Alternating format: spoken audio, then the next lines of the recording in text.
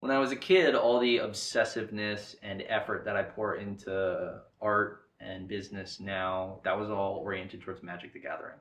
So I played this card game, and that even started with playing Pokemon. So if you really go all the way back, when I was 8, a Pokemon craze hit the nation. I'm sure you remember.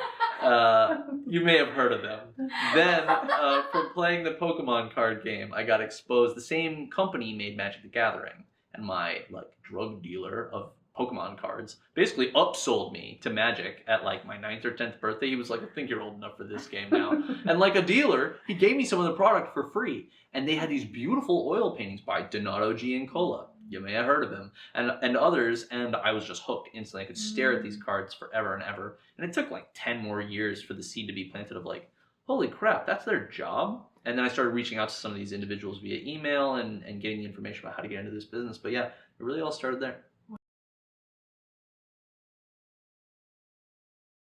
I don't think it was a piece of art that I like wanted to do, but I remember that early on as a Magic the Gathering player, it felt like certain cards were more special or better than they were because of how beautiful they were. And so there was a card first one of the first sets that I played really a lot. Like I was a teenager and I had a little more money and I was playing this set more competitively with my friends and starting to play at tournaments and things like that. I think this card was called like Blistering Hellcat or Fire. There's so many Magic card names now. I like can't really remember, but it morphs for like one red, and it's like a 7/1 with haste and trample. To me at the time, I was just like, I don't know how they did this, but it's beautiful. It had all this smoke and fire coming off this cat that was made out of lava and was sort of emerging from the darkness in this way that felt so dramatic, almost reminiscent of like how the Balrog comes out of the gates at the bottom of the Mines of Moria. And I saw those two things around the same time, and I just thought, wow, this card, I collected like several copies of it, even though it was ostensibly bad. Like it wasn't really that playable. It had a lot of hype at first when it came out, and then it turned out, not to be a good card. Blistering Hellcat, I think. But I still think back on it and I'm like, man, that was a really beautiful piece of art. So yeah, it was inspiring in a way that I wasn't forming ideas about art I wanted to make. But early on I had a lot of experience judging art on whether I liked it or not and whether it connected to me personally, just from looking at cards. Yeah, it's kind of hard to know if this question has more to do with the business aspect or not. But from a practical, just what did I do point of view, I followed online a bunch of artists who were book cover artists. I read their articles on Muddy Colors and watched their demos and saw what they did. And then I joined their classes. A lot of them were teaching through a program called Smart School. That still exists, by the way, and there's a lot of great education there.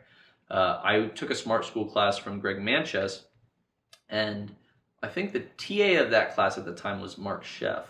I only say I think because I know it was Mark Sheff. I don't know if he was a TA, but he was like in the class and helping to run it in some capacity. And another artist had sort of dropped off of a project and they needed a fill-in, and Mark Sheff showed the art director, Irene Gallo, my work and was like, have you seen what Tommy's up to lately? And she said, he'll do. And she like tagged me in to do that project. So I got kind of bumped up from being being a student in this class to like, oh, I'm doing a professional gig now. And that was, I mean, literally in the simplest form, that's how it happened. Now, I had been at conventions, I had gone to other educational programs where I could get exposed to these people, and a lot of the best art directors still volunteer their time at programs where you can get reviews with them. So follow these people, see where they're going to be, read and learn everything you can. But yeah, it felt so natural and obvious of a path, and it was laid out in front of me. I think the fact that these other artists had taken the time to look behind them and go, who's following me and how can I make their path easier and share all this information? And all those articles are still on Muddy Colors, by the way. And the path for publishing really hasn't changed. It's kind of like the big open secret of like, if you want to do it, the information is there.